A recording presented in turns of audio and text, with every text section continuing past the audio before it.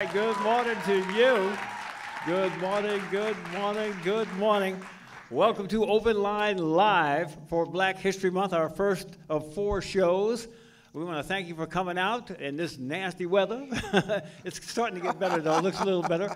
I am Bob Slade. I am joined, as always, by the third answer. Brother Mtume. And Judge Bob Pickett's in the house. We are here to come to you in the community and find out what's on your mind. Now, we have 2 people on the stage with us who are going to join us in this first hour. They are students. And we want to introduce them now. They're going to tell you about their lives and what they're doing in college, et cetera, et cetera. We have right next to Brother Mtume, to his left, Candace Brown. Candace Brown, good morning to you, sister, and welcome to sophomore, right? Yes, sophomore. Open Line. We're going to give you a chance to explain your background, and also next to her, Tayman Turner. Tayman Turner is a student. Nice. Right. How you guys doing? All right, and we'll start with you, Candace, first off. You are participating in our panel. This is a great experience for you. You're going to take this. After this, you'll probably walk up and say, I can do this too. Get out of my way.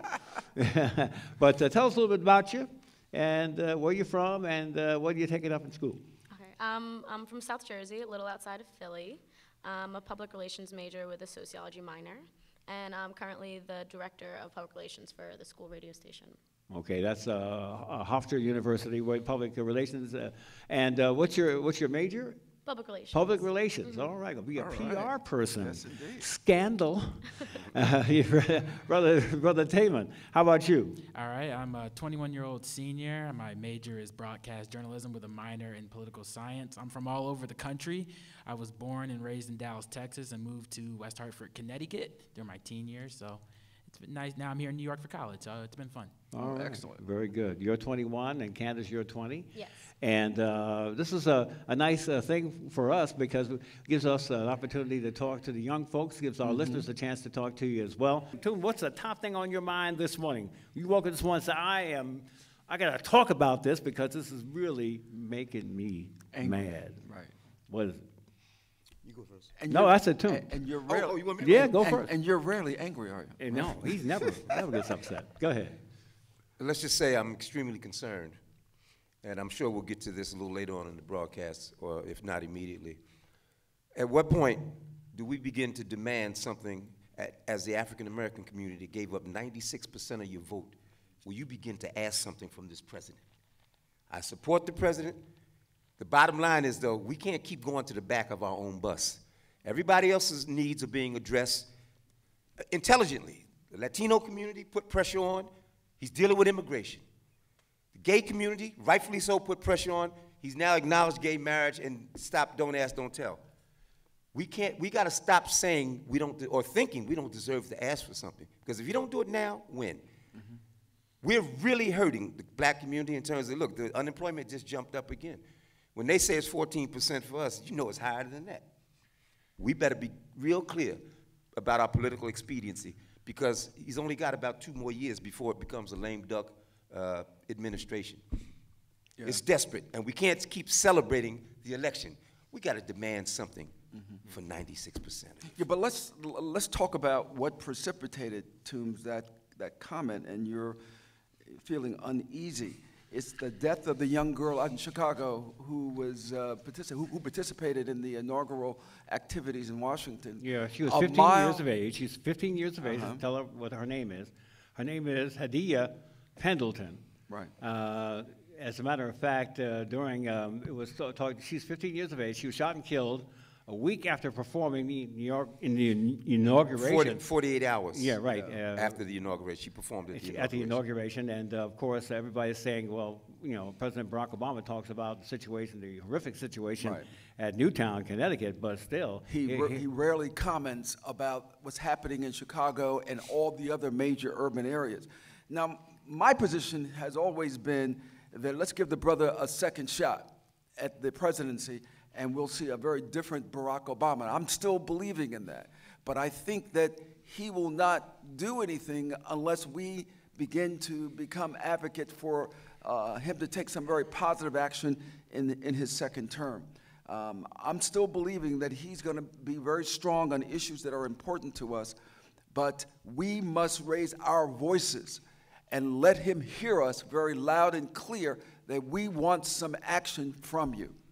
By the way, Illinois Senator Dick Durbin mentioned the victim during a congressional hearing on gun control on Capitol Hill. Even White House presidential spokesman Jim Carney commented on her murder. He said the President and First Lady's thoughts and prayers are with the family of Adia Pendleton, and all of our thoughts and prayers are with her family. When asked about Pendleton, actually there was a petition, and when asked about a petition urging President Barack Obama to attend Pendleton's funeral, the spokesman, Jim Carney, said that he wasn't aware of any petition and had no scheduling announcements to make. See, Slade, and here's what I'm saying. And we're not getting into being haters. And that's another thing we do. I mean, if you identify something that you think should be addressed by this president, I'm just talking about your vote as in terms of political persuasion. This is a harmless situation. This doesn't have any political consequences. When young kids are killed, look, and we've been fighting urban violence on this show alone for almost 12 years now. We've been holding forums all around the tri-state area. Right. And I'm just saying, when young white kids die, any child, any human being dying, it's horrific. But there seems to be an immediate response to that. But urban children there are 500 kids that were murdered in Chicago alone. What would it mean for these kids to at least see this be addressed? We talk to these young kids. They say they feel like nobody cares. You hold a press conference and you tear up. All these children are valuable. But if you can't address this horrific thing that is going on, and the black community doesn't want to really acknowledge it either, black adults, the bottom line is our kids are killing each other. The president can at least make a statement and include all of these children. And this don't cost you nothing politically. Yeah, better yet, though, he needs to make an appearance at this young girl's funeral. I understand an invitation has been extended to him, and the White House has yet to respond. Well, I don't know what his schedule. I can't go that far. You don't know what the president's schedule is, but I don't care what his schedule is. Well, okay. He canceled a lot of stuff for what happened in Connecticut. I understand. I'm saying at least have a press conference and address it.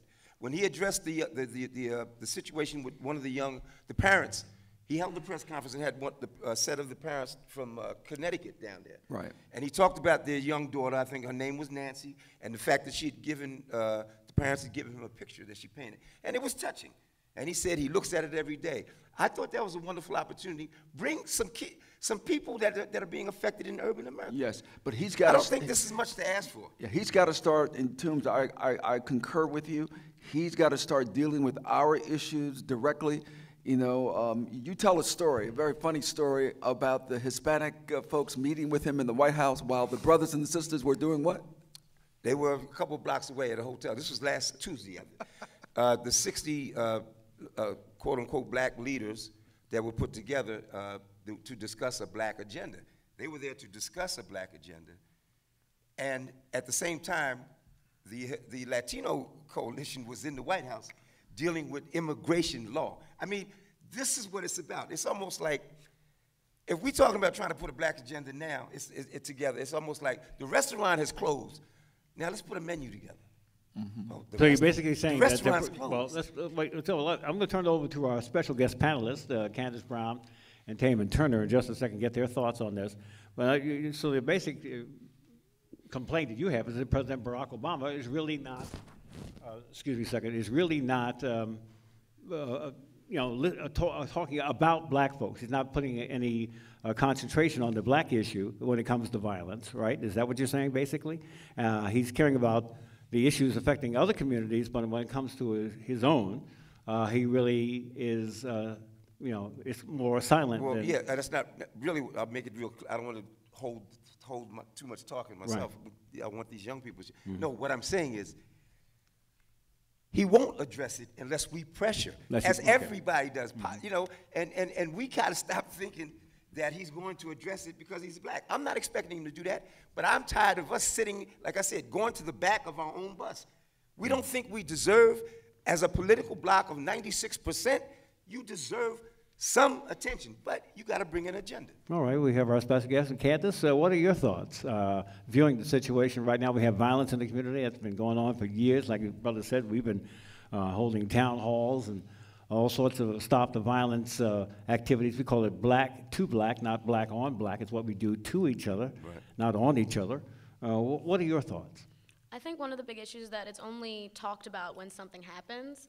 Like with a lot of things, a topic will fall to the wayside if no one's discussing it, and if no one's talking about it, then there's a few people that are passionate, but they're not making any enough noise about it.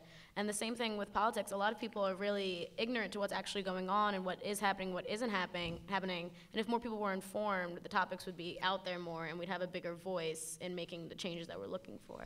What about the issue that Brother Toombs brought up about President Barack Obama and his silence when it comes to black violence? So, do you feel that's the case, or what? I don't think he's necessarily silent. Of course, he talks about a lot of things. He's got a lot of things to cover as president. But I feel like it would go both ways. If he talked about it a lot, people would say he only focuses on it because he's black. If he doesn't talk about it enough, people say he stays away from it. I feel like it's a really hard balance to make. Mm-hmm. All right, Brother Tayman, your thoughts? Obviously, violence is a big problem. I've lived across the country. I've known people in the inner cities who have been killed. I knew a friend whose son died in Newtown, so I've seen it, firsthand, personally. And when it comes to President Obama, President Obama at the end of the day is still a politician, and politicians are going to do whatever they want to do to get reelected. President Obama is playing politics in a sense that, he's appeasing to the Latino community. He knows he's going to have the black vote. President Obama knows that. He knew that in 2008. He knew that in 2012. So he knows what he's going to get. So he has to appease the people who are now voting for him, which was the Latino community and the gay community in this last election. So obviously he's going to appease to them because now they're demanding it. The black vote, yes, we're going to vote for him, but we're not demanding anything. He knows that we're going to vote for him. Yeah. Well, let's extend this a little bit. Once again, we'll take your phone calls on 212-545-1075. That's the number to reach over line here at WBLS. And we have an audience here as well. We're going to do some Q&A with the audience, so get ready for that as we continue on. Let's extend it just a little bit. The plight of black youth today. Are we better off? Are we worse off? What's going on? Are we being judged by the folks who are doing bad in the community? And instead of individually, or the folks that are doing well, young people, there are a lot of young folks who are doing great things, but their images are not shown on television, or they're not shown in the media, and what have you. Candace, your thoughts on that? I was talking to my dad about this on the phone yesterday. I feel like there's a stereotype that's set from the beginning. It's perpetuated on TV and movies of the sassy black friend, or there's a certain way about it, and I feel like it sucks for black youth because people are shocked when you don't live up to that, or they just expect that from you automatically. And I don't think it should be a shock when a young black woman is really well spoken and carries herself well and has all these accomplishments. And for some reason it is, and that bothers me so much. I just don't like the setup that there is. I feel like it starts at the very beginning. I'd like to ask you this, as a young woman, how do you feel about how the images that are portrayed on these what we call unreality shows? But all the women, they just make sure it's extreme behavior, And for a young sister like yourself, how does that affect you when you look at it? What do you think about that? It affects me because I feel like a lot of people have people on TV that they can look up to and be, I wanna be that. There was the reality show, The Hills, and it was two young white girls that were working in the city, and they're really successful in their business, and I was like, that's what I want to do. But there's no television show about young black women that are doing that, or out making money, being successful, and being well known for the right things. And there's no image of that for people to compare to. And it's really unsettling, because I feel like I have to set the standard for myself and make sure people know that I'm not what you see on TV, and I don't want to be anything related to that. Mm-hmm. Young brother, what are your thoughts? It's this divide in this country. My mom and I were speaking last month. We were watching Living Single, back in the 90s show Living Single, and she said that it's basically the black version of Friends, but they didn't want to keep this show on TV. And Friends was a TV show on NBC, which was pretty, obviously not the same thing, but it was a group of friends. They lived together. They were very good friends. It was it was pretty similar, only one was black, one was white, but the black show went off the air. So, you know, when you look at, you know, how, you know, things are portrayed through the media, you know, some people, we always live by stereotypes that, oh, you know, when a black person comes in, oh, they must be ghetto. If a white person comes in, oh, they must be, you know, intelligent. That's not necessarily the case, and we see that all the time. You know, they're portrayed in the media, and sometimes, you know, black people don't help themselves, and sometimes white people don't help themselves. When we have, you know, we have black people, sometimes we do these stupid reality TV shows, and white people do those stupid reality TV shows. That doesn't help ourselves either.